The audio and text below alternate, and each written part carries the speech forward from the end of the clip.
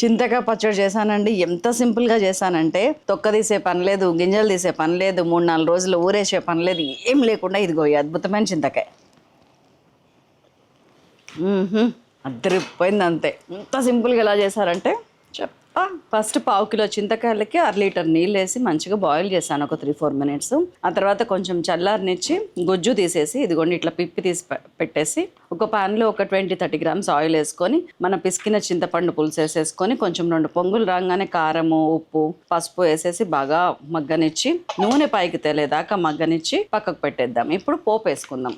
Oil తీసుకున్నాను. ఆవాలు, జీలకర్ర, మెంతులు, కరివేపాకు, వెల్లుల్లి ముద్ద అన్ని ఫ్రై చేసి ఎండుమిరపకాయలు, ఇంగువ కూడా వేసి మంచిగా ఈ పోపునంతా తీసుకెళ్ళి మన చింతకాయ పచ్చడిలో కలిపేసాను. ఉప్పు కారం చెక్ చేసుకొని ఇదిగోండి ఇట్లా నెయ్యి వేసుకొని తింటుంటే స్వర్గం కనిపిస్తుంది. చాలా చాలా బాగుంది. వెంటనే చేయండి. ఇంత సింపుల్ కదా.